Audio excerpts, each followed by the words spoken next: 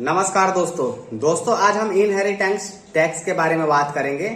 क्या है ये टैक्स और कैसे ये काम करता है। जैसे कि आप सभी लोग जानते हैं, इस पे बहुत ज्यादा बवाल हो चुका है। कांग्रेस के जो ओवरसीज अध्यक्ष हैं श्याम पित्रोदा, उन्होंने बोला था कि अब हमें इनहेरिटेंस टैक्स के बारे में इंडिया में भी बात करनी चाहिए और इसको लागू करनी चाहिए। उन्होंने कहा वो अमेरिका में रहते हैं और अमेरिका में ये टैक्स लागू है। हालांकि अमेरिका में पूरे राज्यों में लागू नहीं है, अमेरिका के 10 राज्यों में लागू है, लेकिन वहां भी अब इसको खत्म करने की बात की जा रही है। जब वहां खत्म करने की बात की जा रही है, तब श्याम पित्रोदा इंडिया में शुरू करने की बात कर रहे हैं। तो सोचो दोस्तों, अमेरिका में वहां कुछ अच्छा नहीं होगा तभी तो खत्म करने की बात की जा रही है। इस पे प्रधानमंत्री मोदी जी भी कांग्रेस पे पूरी तरह से हमलावर है और हमें चाहिए कि हम प्रधानमंत्री जी के बातों को अच्छे से बताएं। प्रधानमंत्री जी से तो मतलब अच्छे से कोई बताता नहीं, लेकिन हमें चाहिए कि उनका साथ दें हम। और ये लोग प्रधानमंत्री को ऐसे उल्टा सीधा बोल रहे हैं ना, तो हम इनके सही फैक्ट पे बता के इन चीजों को इनके तोड़ेंगे, इनके नैरेटिव को। क्योंकि ये जो इनहेरिटेंस टैक्स मतलब विरासत टैक्स की जो बात कर रहे हैं ना, ये बहुत ही मतलब गलत है। कुछ यूरोपियन कंट्री में है जो खत्म करने की सोच रहे हैं। तो सबसे पहले तो बता दें दोस्तों कि ये है क्या और ये कैसे काम करता है। दोस्तों, जैसे कि आप सभी लोग जानते हैं, सबके पिता दादा कुछ ना कुछ संपत्ति अर्जित किए होते हैं जो उनके मरने के बाद उनके बच्चों का हो जाता है। जैसे आपके पिता ने मान लीजिए 20 करोड़ की संपत्ति इकट्ठा किया हुआ आपने कमा के, जैसे भी मेहनत करके। तो जैसे आपके पिता ना रहने के बाद आपके पापा की मौत हो जाती है, तो उनके ना रहने के बाद वो सारी संपत्ति आपकी हो गई। लेकिन कांग्रेस की नजर उस आपकी बिटोरे हुए संपत्ति पे, आपके पापा के मेहनत की कमाई हुई संपत्ति पे है, जो अब कांग्रेस उस पर टैक्स लगाना चाहती है। और वो टैक्स ऐसा टैक्स नहीं है इनकम टैक्स की तरह, वो टैक्स है जब इंडिया में लागू हुआ था 1953 में, उस टाइम कांग्रेस 85% टैक्स ले लेती थी। मतलब आपके कमाई का, जैसे आपके पिता 1 करोड़ रुपए छोड़ के मरे हैं, तो आपको सिर्फ उसमें से 15 लाख मिलते थे और बाकी 85 लाख सरकार ले लेती थी। तो ये इतना भयावह इसका रूप है कि आपके संपत्ति से 85% टैक्स सरकार ले लेगी। अब सोचो दोस्तों, कोई भी माँ बाप क्यों कमाता है? ताकि उनके बच्चों को प्रॉब्लम ना हो आगे। उनके बच्चे, हर पीढ़ी में एक पीढ़ी ऐसी होती है जो स्ट्रगल करती है और स्ट्रगल करके वो मेहनत करके पैसे बनाती है, ताकि उनकी अगली पीढ़ी आसानी से जिंदगी जिए और अपना कारोबार, अपनी जिंदगी आसानी से बना ले। हर पीढ़ी को स्ट्रगल ना करना पड़े, इसलिए एक पीढ़ी को स्ट्रगल करना पड़ता है और एक बार वो कमा लेते हैं, उसके बाद अगली पीढ़ी आसानी से पढ़ाई लिखाई करके अपना बिजनेस सेटल कर लेती है। लेकिन कांग्रेस अब वो काम भी लोगों को नहीं करने दे रही है। उनको सारे लोगों को जिंदगी मतलब ऐसे दुखों से भरा चाहिए।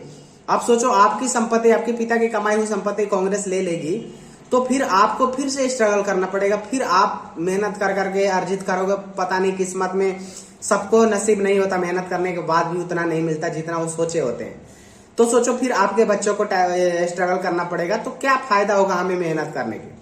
कांग्रेस की आपकी उस कमाई हुई पैसे पे भी बुरी नजर है जो आपके माता पिता ने कमाया हुआ है। तो ये टैक्स है जो 1953 में हमारे देश में लागू हुआ था और 85% कांग्रेस ले लेती थी। अगर आपके परिवार का 20 लाख से ऊपर कमाई चला गया, वहीं से टैक्स का आपकी गिनती शुरू हो जाती थी। और जब आपके दादा या फादर मरते थे, तो उसके बाद वो पूरा कैलकुलेट करके उतने पैसे उनके बैंक से ले लिए जाते थे और उसके बाद आपको 15% थमा दिया जाता था, जो किसी काम का नहीं होता है। अगर आपको 100% आपको अपना पैसा मिलेगा तो आप अपना काम उसी से आगे शुरू कर सकते हैं। लेकिन टैक्स लेने के बाद आपके पास क्या ही बचता है? उसके बाद आपको फिर स्ट्रगल करना पड़ेगा। तो बाप माँ के कमाने से क्या हमारे फायदे होंगे? हमारे माँ बाप हमारे लिए कमाते हैं या सरकार के लिए कमाते हैं?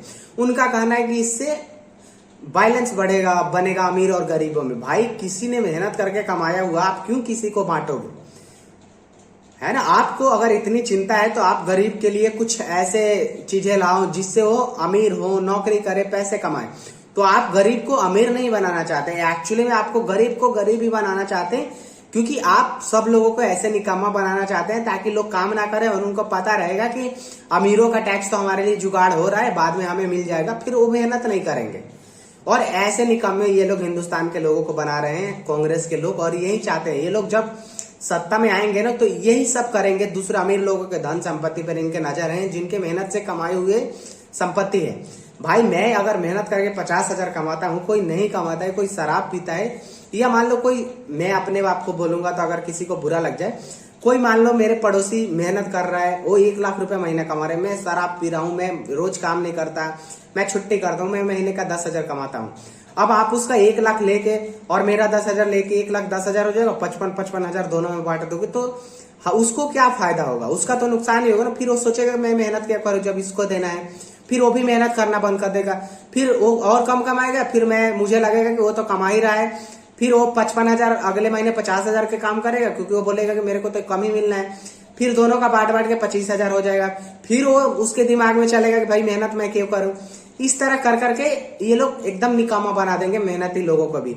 भाई कोई मेहनत क्यों करेगा जब उसको लगेगा कि हमारा संपत्ति दूसरे को ही जाना है या सरकार को जाना है। आप अच्छी नीतियां बनाओ, आप अपने लोगों को अमीर बनाने के लिए और बैलेंस करने के लिए एक अच्छी नीति बनाने की जरूरत है सरकार को, जो नरेंद्र मोदी जी कर रहे हैं। और नरेंद्र मोदी जी इस पे खुल के भाई लोगों के साथ दे रहे हैं, जिन संपत्ति वाले को, विरासत वालों को, क्योंकि उनको पता है कि लोग मेहनत से कमाते हैं। गांधी परिवार को क्या पता है, इनके तो एक पूर्वज नेहरू, इंदिरा गांधी, उस जो भी नेहरू आ गए थे राजनीति में और एक बार वो अमीर हो गए, इसके बाद तो इनके पूर्वजों को मेहनत ही नहीं करना पड़ता। ये तो एसी से बाहर आज तक नहीं निकले होंगे कि गरीबों की मजबूरी समझे, तो इनको मेहनत नहीं करना पड़ रहा है। लेकिन ये चाहते हैं कि आपकी पीढ़ी दर पीढ़ी स्ट्रगल करते रहे, तो ये कैसे चलेगा। और ये नरेंद्र मोदी जी नहीं चाहते। नरेंद्र मोदी जी चाहते हैं कि आप एक बार मेहनत करो, उसके बाद आसानी से आप कमाओ। आपकी एक पीढ़ी अगर मेहनत कर लिया है, भाई पीढ़ी अगर मेहनत करती है तो फायदा अगली पीढ़ी को होनी चाहिए ना। लेकिन ये चीजें कांग्रेस नहीं चाहती है, और इन लोगों को हमेशा ही इन बातों का मतलब दुख रहता है कि कैसे लोग संपत्ति कमा के, क्योंकि इन लोगों तो मेहनत करते नहीं है और मेहनत की संपत्ति इन लोगों को कमाने आता नहीं है, इसीलिए ये लोग दूसरों के धन पे नजर रखते हैं। तो भाई प्रधानमंत्री मोदी जी का जो कहना है कि आपके मंगलसूत्र तक बेच देंगे, आदिवासियों का जो चांदी रखे होते हैं वो सब भी इन लोगों ने बेच देने हैं, और सारे टैक्स वैक्स लेके आपका 100% संपत्ति ये लोग लेके घुसपैठियों को दे दें, वो बात बिल्कुल सच है। इसलिए आप लोग प्रधानमंत्री मोदी जी को सपोर्ट करें और उनको भारत के प्रधानमंत्री बनाए रखें, ताकि हमारा भारत दुनिया में ग्लोबलाइज हो और डेवलपमेंट जो हमारी अभी हो रही है वो दुनिया भर में हमेशा होती रहे और भारत का नाम रोशन हो। प्रधानमंत्री आजकल दुनिया में जाने जाते हैं, जबकि हमारे उसके पहले के प्रधानमंत्री ऐसे कुछ नहीं करते थे जो दुनिया जाने। इसलिए हाथ जोड़ के विनती है कि नरेंद्र मोदी को आप लोग वोट दें और कमल छाप को वोट दें और विजयी बनाएं, और मोदी जी हमारे प्रधानमंत्री रहने चाहिए। इसके लिए आप लोगों को, सभी लोगों का धन्यवाद। और वीडियो अच्छा लगे तो वीडियो जरूर शेयर करें और प्रधानमंत्री जी को वोट जरूर करें। घर से निकल के मेरा वीडियो शेयर करें या ना करें वो अलग की बात है, लेकिन वोट जरूर करें। वोट देना हमारा अधिकार है, वोट से ही पीएम बनेंगे मोदी जी। इसलिए कांग्रेस के बुरी जो नजर है आपकी संपत्ति पे, इससे बचाने के लिए मोदी जी को वोट करें। धन्यवाद दोस्तों वीडियो देखने के लिए, शुक्रिया।